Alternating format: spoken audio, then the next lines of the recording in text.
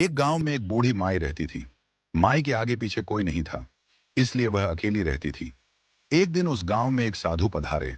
बूढ़ी माई ने साधु का बड़े प्रेम और सम्मान के साथ आदर सत्कार किया। जब साधु जाने लगे तो बूढ़ी माई ने उनसे विनम्र निवेदन किया, महात्मा जी, आप तो ईश्वर के परम भक्त हैं। कृपा करके मुझे ऐसा आशीर्वाद दीजिए जिससे मेरा अकेलापन दूर हो जाए। अकेले रह रहकर मैं उब चुकी हूं।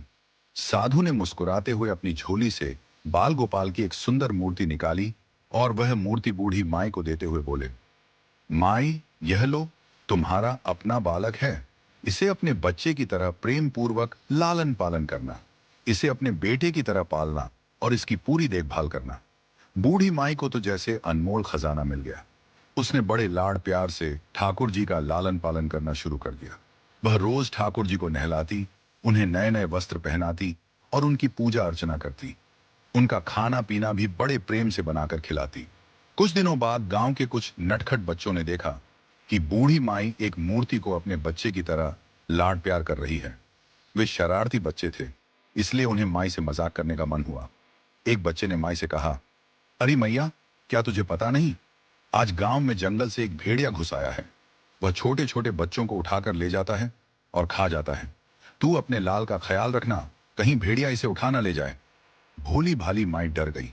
वह तुरंत ठाकुर जी को कुटिया के भीतर विराजमान कर दिया और खुद दरवाजे पर लाठी लेकर पहरा देने बैठ गई। उस दिन से माई अपने लाल को भेड़िए से बचाने के लिए दरवाजे पर पहरा देने लगी। वह न खाती थी, न पीती थी और न ही सोती थी। दिन रात दरवाजे पर बैठी रहती थी। एक दिन बीता, फिर दूसरा, तीसरा, चौथा और पांचवां दिन भी बीत गया, लेकिन माई अब भी बिना थके, बिना रुके, भूखी प्यासी अपने बाल गोपाल की रक्षा कर रही थी। माई की इस एकनिष्ठ भक्ति और प्रेम से ठाकुर जी का हृदय पिघल गया। उन्होंने सोचा, मेरी माई तो सच्चे प्रेम और भक्ति में लीन हो गई है। मुझे अब इसे प्रत्यक्ष दर्शन देना चाहिए। ठाकुर जी ने एक सुंदर बालक का रूप धारण कर लिया। उन्होंने सुंदर वस्त्र पहने और गहनों से सजकर माई के पास आ गए। जैसे ही ठाकुर जी की पग ध्वनि माई के कानों में पड़ी, माई तुरंत सतर्क हो गई। अरे ये क्या, कहीं भेड़िया तो नहीं आ गया? लगता है वही मेरे लाल को उठाने आया है। माई ने तुरंत अपनी लाठी उठा ली और भेड़िए को भगाने के लिए उठ खड़ी हुई। ठाकुर जी ने मधुर स्वर में कहा, मैया, मैं भेड़िया नहीं हूं।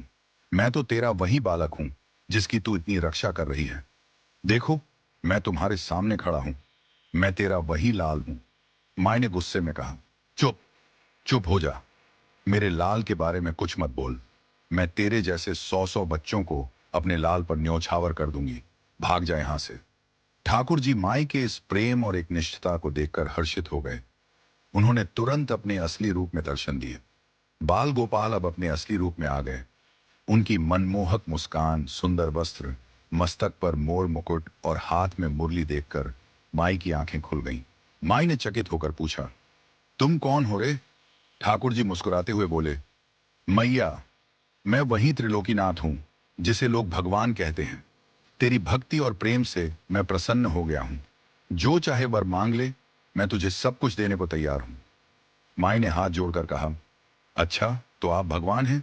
मैं आपको 100-100 प्रणाम करती हूँ। कृपा करके मुझे यह वरदान दीजिए कि मेरे लाल को भेड़िया ना ले जाए। बस यही मेरी मनोकामना है। ठाकुर जी माई की इस भोली प्रार्थना से अत्यधिक प्रसन्न हो गए। वे बोले, अरे भोली माई, तेरा लाल तो तुझसे कभी दूर हो ही नहीं सकता। चल, मैं तुझे अपने साथ अपने धाम ले चलता हूँ। वहां किसी भेड़िए का डर नहीं होगा और न ही कोई तुझे अकेला छोड़ेगा। वहां तू हमेशा मेरे साथ रहेगी। ठाकुर जी ने माई का हाथ पकड़ा और उसे अपने साथ गोलोक धाम ले गए। माई अब न तो अकेली थी और न ही उसे किसी भेड़िए का डर था। इस कहानी में हमें प्रेम, विश्वास, भक्ति और एक निष्ठता का सुंदर संदेश मिलता है। बूढ़ी माई की तरह अगर हम भी अपने हृदय में ईश्वर के प्रति निष्काम प्रेम रखें और पूरी लगन और भक्ति के साथ उनकी सेवा करें, तो भगवान स्वयं हमें दर्शन देने के लिए विवश हो जाते हैं।